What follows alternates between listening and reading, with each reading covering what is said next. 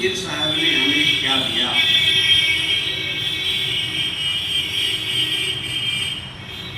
कबीर साहब के बीजा का एक पद है और उसके लिए उसमें से बीज का 2-3 पंक्ति में लेना चाहूँगा और इस पर थोड़ा विचार। रेड़ रूख भय मर्यागिर, चौदिस फूटी बासा, 3 लोक ब्रह्मांड खंड में अंधरा देखे तमाशा, पंगा मेर स्मेर कुलंगे त्रिभुवन मुक्ता डोले, गूंगा ज्ञान विज्ञान प्रकार से अनहद बानी। बस इन्हीं पर कुछ कहने का प्रयास, आगे पीछे में छूट दे रहा हूँ, बीच कर दे रहा हूँ। गोस्वामी तुलसीदास जी ने रामचरित मानस में जब सूर्य वंदना किए तो सर्वप्रथम उन्होंने कहा है, जय सुमरत सिद्ध होय गण नायक करिवर बदनम, करम अनुग्रह सोय बुद्धिराज सुगुण सदन, मूक होय वाचाल। ये पंक्ति ध्यान देनी होगी। मूक होय वाचाल पंग चढ़े गिरिवर गहनम, जास कृपास दयाल द्रव सकल कलिमल धर्म। ये पंक्तियां तो गोस्वामी जी ने गणेश जी की उपासना में कही है। मूक होय वाचाल पंग चढ़े गिरिवर गहनम, जास कृपास दयाल द्रव सकल कलिमल धर्म। जिसकी कृपा से गूंगे बोलने लगते हैं, जो पंगुल है अपंग है वो आदमी एवरेस्ट चोटी में चढ़ जाता है। मूक होए वाचाल पंग चढ़े गिरिवर गहन। एक गणेश जी कृपा से कोई गूंगा बोलने लगा या कोई पंगुल अपाही जो है पहाड़ पर चढ़ा कि नहीं चढ़ा, ये तो हम नहीं जानते। ये पढ़ते हैं और सुनते हैं। लेकिन इन पंक्तियों को मैं जब कबीर साहब पर जब विचार करता हूँ, कबीर साहब के देन के कर्तव्य उन्होंने समाज को दिया है, उस पर जब मैं चिंतन करता हूँ तो कबीर साहब के लिए ये पंक्तियां अक्षरशः सत्य साबित। मूक होए वाचा, थोड़ा इतिहास में जाएंगे। एक समय देश के बहुसंख्यक समाज न तो बोलने की इजाजत थी, न पढ़ने की, न लिखने की, न धन संग्रह करने की, न धर्म उपदेश करने की। इस प्रकार जो समाज जो गूंगे बहरे का सा जीवन जी। थोड़ा और इतिहास में जाएं। वैसे मुझे कह दिया साहब जी, लेकिन मुझे जो बोलना है, जो मैं समाज को देना चाहता हूं वो मैं देता हूं। कबीर साहब ने समाज को दिया क्या, कैसे हम कबीर साहब का आकलन करते हैं, इस पर बताना चाहता हूं कि मूक होए वाचाल। मैं कह रहा था एक समय था, भारत ही नहीं दुनिया में सभी जगह दास प्रथा थी। आदमी बेचे खरीद जाते थे और जिस आदमी खरीद जाता था उसके साथ में इतनी निर्दयता का व्यवहार किया जाता था। गोलका से गंगा पढ़िए, इतिहास पढ़ने पर उनकी सीटें पढ़िए, धर्मशास्त्र के इतिहास 5 खंडों पढ़िए, रांगे राव महागाथा पढ़िए या पूरा इतिहास पढ़िए तो पता चलता है कि दास प्रथा कितनी दर्दनाक व्यवस्था थी। जहां इतनी यातना देने के बाद आदमी खूब करने का, आदमी होंगे बहरे का जीवन जिएगा। मैं ये कहना चाहता हूं ऐसे समाज को कबीर साहब निर्माण खुद गुरुदेव जी ने अपने कई सूत्र में कहा है, कबीर गुणों की आवाज। ये गुरुदेव श्रीदास साहब जी के कहीं पर कहे गए शब्द हैं, कबीर गुणों की आवाज। ये शब्द बहुत छोटा है लेकिन अर्थ इतना गहरा है, बहुत गहरा। मुंह होए वाचा पंग चढ़े गिरवर, भाग्यवान भगवानवान दैवा। इसके शिकंजे में आदमी इतना जकड़ा हुआ था हर बात के लिए। ऊपर वाला करता, या कहीं मंदिर में जो मूर्तियां भी आती है आदमी तो अल्पज्ञ है, किंचित है, तुच्छ है, वो कुछ नहीं कर सकता है। यहाँ तक गोस्वामी जी ने कहा कि नट मरकट ही उस सबई नचावत राम खगेल वेद तस गावत। जैसे नट मदारी में बंदर को नचाता है, ऐसे भगवान जीव को नचाता है। जीव में सामर्थ्य नहीं, जीव में सामर्थ्य नहीं, वो अल्पज्ञ है, किंचित है, तुच्छ है। और दूसरा उदाहरण दिया कि जैसे सूत्रधार कठपुतली को डेरे में बैठ करके इशारे से नचाता है। कठपुतली नाच जो पुराने लोग देखते हैं कि वो कठपुतली कैसे नचाते थे। कुमादार यो सित की नाई सबही नचावत राम गुसाई। ये पंक्तियां लोगों के जेहन में दिल दिमाग कदर से बैठ गया था। आदमी कुछ सोच नहीं सकता था कि हम भी कुछ कर सकते हैं। इन विचारों के विरुद्ध कबीर साहब ने वाणी दी जो मुर्दा में प्राण फूकने वाली है। और वाणी क्या है? बीजक की वाणी। कर बहिया वाला आपनी छाड़ बिरानी आस, जाके आंगन नदिया रहे सुकस मरे प्यास।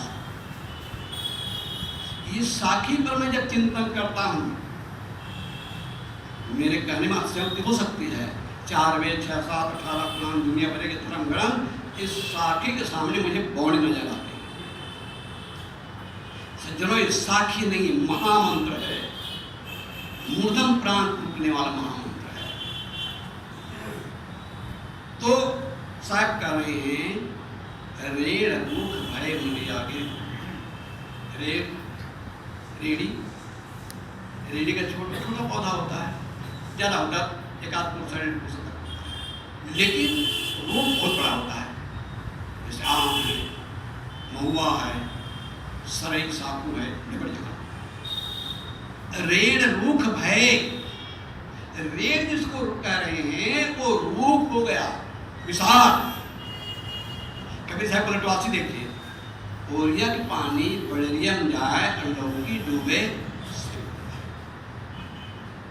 कहना चाहते हैं साहब जो है कि आज तक जिसको रेड़ समझा गया था, जिसको तुच्छ समझा गया था, वो जो है कबीर साहब का चिंतन मिला, उसके अंदर के स्वाभिमान जागृत हुआ, चेतना जागृत हुई, रेड़ रूप। और क्या होगा? मलयागिरी। मलयागिरी के बाद में बेदा ढांक पलास, बेना कबुल बेदिया जुग लिया पास। मलयागिरी, मलयागिरी चंदन के कई वैरायटी होती हैं, लेकिन उसमें सबसे उच्च कोटि जो है वो मलयागिरी होती है, जो मैसूर पाया जाता है। मलयागिरी, वो मलयागिरी साहब नहीं कह रहे हैं। कौन सी मलयागिरी? इस सत्संग में मलयागिरी में आकर के ढाक पलास जैसे सामान लोग भी कहां से कहां पहुंच गए। रेड़ रूप भय मलयागिरी और मलयागिरी हो गए। भगवान बुद्ध के धम्मपद के एक संदेश है। भगवान बुद्ध ने कहा कि भिक्षुओं, फूल की सुगंधी, इत्र की सुगंधी एक दिशा विशेष को सुवासित करती है, लेकिन महापुरुषों के त्याग और तप, उनके चरित्र, उनके दिव्य रहने की सुगंधी दिगंत को सुवासित करती है, और इतना नहीं अनंत काल तक सुवासित करती रहती है। यही कारण है भगवान बुद्ध को 2500 वर्ष हो गए, महावीर को 2500 वर्ष हो गए, कबीर साहब को 621 वर्ष हो गए, लेकिन आज भी उनकी सुगंधी समाज व्याप्त है। उसी कारण उनकी जयंती मनाते हैं, उनकी पूजा करते हैं, सम्मान करते हैं। क्यों?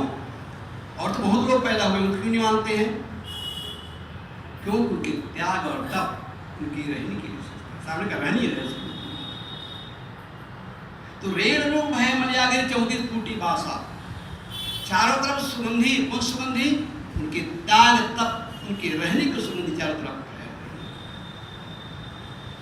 रेण लोग भय मल्यागिरी 34 फूटी भाषा। अब देखिए कैसे कैसे लोग कहां कहां से कैसे कितने ऊंचे उठे। सेवरी कोल विलोम पैदा हुई,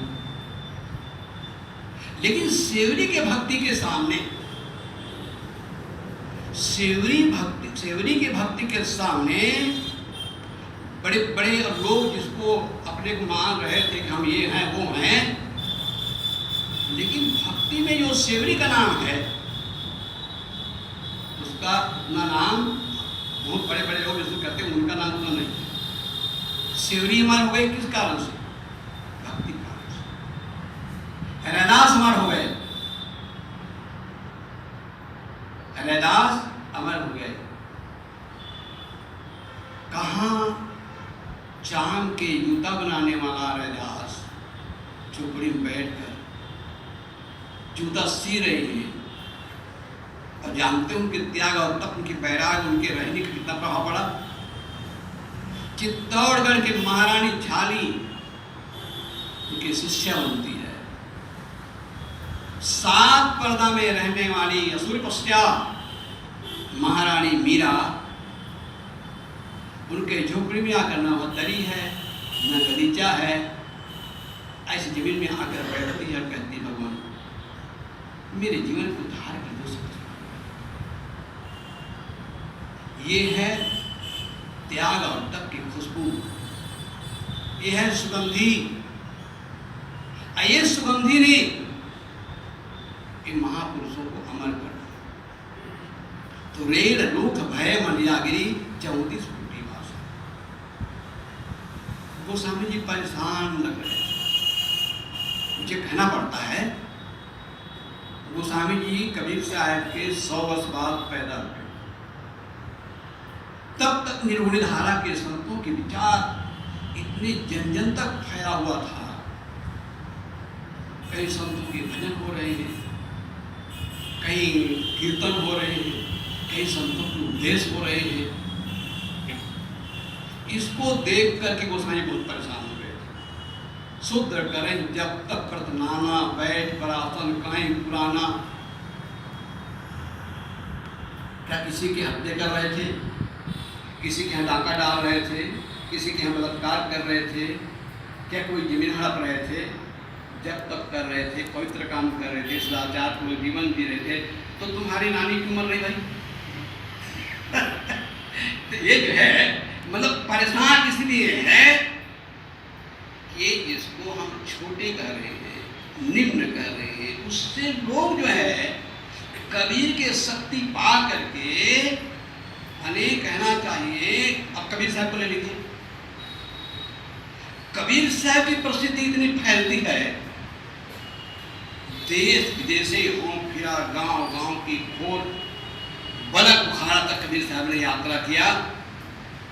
और उस समय के महाराजा वीर सिंह कबीर साहब के शिष्य बनते हैं, नवाब बिजली खां उनके शिष्य बनते हैं। दक्षिण भारत का प्रकांड पंडित सर्वाजीत, जो देश के तमाम पंडितों को शास्त्रार्थ महरा चुका था, और अपना नाम सर्वाजीत रख दिया। वो सर्वाजीत जब कबीर साहब के शरण में आते हैं, उनके पास आते तो हैं उनको हराने के लिए, लेकिन हराने के लिए आए हुए वो हार जाते हैं और कबीर साहब शरणागत हो जाते हैं और अपना पोथी पत्रा बहा करके कबीर साहब के शरण। ये उनके त्याग और तप, उनके रहनी का प्रताप है। तो उस रहने के कारण इस हमारे संत पूज्य हुए। तो रेण लोक भय मन जागे 34 भाषा। अब 3 लोग ब्रह्मांड खंड में अंधेरा देखे तमाशा, अंधेरा तमाशा देख रहे। हमारी जो आंखें बंद कर दी गई थी, हमारे पास 2 आंखें जिसमें हम दुनिया को देख रहे हैं, लेकिन 2 आंखें और हैं। वो कौन से हैं? विवेक और विचार की आंखें। ये विवेक और विचार की आंखें हमारी सी दी गई, तुम अपने विवेक से सोच नहीं सकते हो, तर्क नहीं कर सकते हो। शास्त्रों में जो लिखी है, परंपरा से जो बातें चली आ रही है, उसको मानो। उसके विपरीत तुम सोच सकते हो ना, होने के विचार सकते। ये हमारे जो है विवेक और विचार की जो आंखें थी, पंख थे उड़ने के, जो काट दिया। तो कहा, गीता में कहा गया, कर्तव्य और अकर्तव्य के लिए ऐ अर्जुन तेरे शास्त्र ही प्रमाण है। यही कबीर साहब ने क्या कहा? कबीर साहब ने कहा शास्त्र प्रमाण है, लेकिन शास्त्र ही प्रमाण नहीं है, विवेक प्रमाण। कबीर साहब ने क्या कहा? विवेक प्रमाण। तू कहता कागज की देखी और मैं कहता आंखन की देखी। कबीर में और गोस्वामी जी में ये होता है। गोस्वामी जी कहते प्रथम मुनि जी की हृदय तेमर सरस्वला मोहि भाई। एक कबीर साहब को संदेश ये था, लीक लीक गाड़ी चले, लीकें चले कपूर और लीक छोड़ तीनों चले साया सिंह। शास्त्रों का आदर है, गुरुजनों का आदर है, परंपरा का आदर है, लेकिन विवेक का अनादर करके नहीं। गुरुदेव जी कहा करते श्रद्धा की दीवार में बुद्धि की झरोखा। ये गुरुदेव की श्रद्धा के दीवार में बुद्धि की झरोखा। केवल श्रद्धा में डूब न जाओ। आज हम देखते हैं कितना विश्वास फैला हुआ है, चाहे इलेक्ट्रॉनिक मीडिया देखे, प्रिंट मीडिया देखे, तमाम चारों तरफ विश्वास परोसा जा रहा है और कोई इस पर कोई उठाने वाला नहीं है, कोई कहने वाला नहीं है। कबीर साहब को इसीलिए कहना पड़ा, यह जग अंधा मैं कहीं समझाऊं, ये संसार अंधा मैं किसको कुछ समझाऊं। कबीर साहब बड़ी पीड़ा थी, इस संसार के दशा को देख कर कैसे लोग भटके हुए हैं। टूना टुटका के नाम में, जंत्र मंत्र के नाम पर, भूत प्रेत के नाम पर, शकुन के नाम पर, दिशासुर के नाम पर, पता नहीं कितने कितने उसको भटकाया जा रहा है, भटके हुए हैं। और साधारण लोग नहीं, अच्छे अच्छे पढ़े लिखे कहलाने वाले लोग, तमाम दीर्घधारी लोग भटके। मुझे वो याद आता है जब बिहार की कोसी नदी में कई साल पहले बाढ़ आई थी, वैसे बिहार में बाढ़ आती रहती है। लालू जी उस समय मुख्यमंत्री थे। पंडितों ने कहा कि लालू जी जलदेवती मैया कुपित है, जलदेवती में खुश करने के लिए हवन करवाइए और इसके साथ साथ में सोने का नौका जो है और बनवा करके ब्राह्मणों को दान पूजा करवाइए, तब जा करके जलदेवती मैया शांत है। इतने बड़ा नेता, पढ़ा लिखा आदमी वो हवन पूजन करने लगा, सोने का नाम बना के दान कर रहा है, पता नहीं कौन कौन सी पाठ कर रहा है। जब ऊपर नेपाल के पहाड़ पर पर्वत पर जो पानी बरस रहा है, निकल रहा है और बांध से पानी छोड़ा गया है, तो तुम्हारे पूजा करने से, तुम्हारे सोन की नौका चढ़ाने से या हवन पूजन प्रार्थना करने से कुछ उसकी जो पानी है तो कोई आंखी कान मुड़ी पूछी है कि तुम्हारे प्रार्थना सुनेंगे। लेकिन पढ़े लिखे कहलाने वाले लोग भी किस प्रकार अंधविश्वास के गर्त में डूबे हुए हैं, विचारते बनता है। कबीर साहब ने हमें आंखें दी, जो हमारे आंखें बंद थी वो आंखें खोली उन्होंने। कबीर साहब अगर कोई सबसे बड़ा देर अगर हम कहें तो हमारे विवेक विचार की आंखें उन्होंने खोल दी। चिंतनशील बनाया, विवेकी बनाया, पार्थी बनाया। आंख मुंकर मानने के लिए परिपाटी चली आ रही, बाबा वाक्य प्रमाणम, कभी बाबा वाक्य प्रमाण नहीं, विवेक प्रमाण।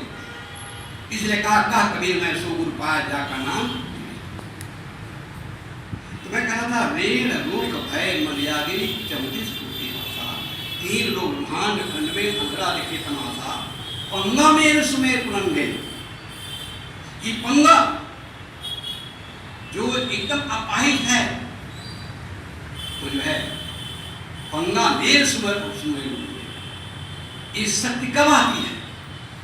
जब आदमी के मन की शक्ति, आदमी प्राणियों में बहुत से प्राणी ऐसे हैं जिनके पास शारीरिक शक्ति ज्यादा है, लेकिन मनुष्य ऐसा प्राणी है संसार में जिसके पास मन की शक्ति है। मननाथ मनुष्य, मनुष्यों ने कहा मनन करने के कारण मन की शक्ति से पार।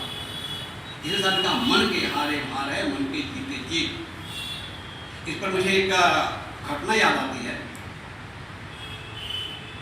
लखनऊ के एक लड़की 26 साल, क्या नाम, अरुणिमा सिन्हा,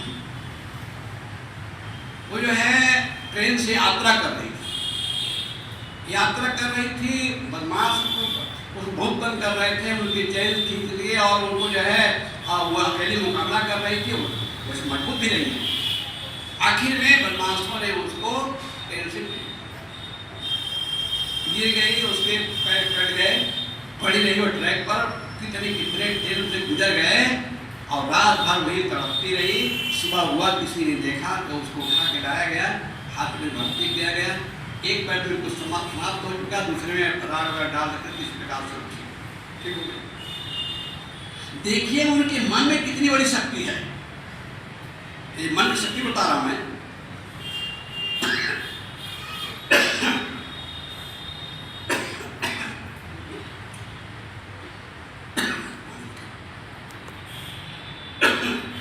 लोग मेरे शरीर की अपंगता को देखते हैं, लेकिन मेरे मन में, मेरे दिल और दिमाग की कितनी शक्ति है उसका आकलन लोगों को नहीं है। आदमी के अंदर अपरिमित शक्ति है। इसलिए कुछ गुरुदेव की कविता की एक अंश है, मानव तो है सबसे महान, मानव तो है सबसे महान, तेरी प्रज्ञा रवि किरणों से बने प्रेस सब शास्त्र वेद मतबंध कला कौशल का तू ही है मीर, तू ही प्रकृति का अन्वेषक, तू विज्ञानी विज्ञान खान, मानव तो है सबसे महान। ये गुरुदेव जी की घटना, उनके हृदय गीत की कविता है। तो ये जो है मनुष्य के अंदर अपरिमित शक्ति है। हाँ, अपनी शक्ति भूले हुए। कबीर साहब की सबसे बड़ी देन है वो हमारे ईश्वरीय शक्ति को जागृत करते हैं, हमें उद्बुद्ध करते हैं, हमें जगाते हैं। अपनी शक्ति भूल करके तो अपने आप अपन क्यों मान लिया है, अल्पत क्यों मान लिया, किंचित क्यों मान लिया है। और जिसके भरोसे तो बैठा हुआ है, हमारा को उद्धार करने वाला, आकाश से आने वाला है। लोग भरोसे कौन के बैठ रहे गाय, ऐसे जी रहे जन लुटे लुटे कसा। ये लोगों, तुम हाथ पर हाथ है पिछाड़े किसके भरोसे बैठे हुए हो? ऐसे आलसी निकम्मे लोगों को यमराज उसी प्रकार लुटता है जैसे कसाई मांस। इस प्रकार साहब ने ऐसा संदेश दिया बीजक के माध्यम से कि ऋण रोग भय मर्यादी 34 कोटि भाषा, तीन लोग ब्रह्मांड खंड में अंधरा देखे तमाशा, पंगा मेर सुमेर पुलंगे। जिसको कहा गया था तुम अल्पज्ञ हो, किंचित देख रहे ना आदमी शक्ति। अभी हमारे वैज्ञानिक चंद्रलोक में अभी हमारे यान गया हुआ है, वहाँ से फोटो भेज रहे हैं, मंगल ग्रह के मन की यात्रा कर रहे हैं। ये किसकी देन है? आदमी के अंदर में अपरिमित शक्ति है, लेकिन आदमी अपनी शक्ति भूला है, अपने आप अल्पज्ञ किंचित मान बैठा है। और उद्धार करने के लिए ऊपर को नजर उठा दिख रहा है, ऊपर से कोई आएगा हमारा उद्धार करने वाला। इतिहास साक्षी है, मुट्ठी भर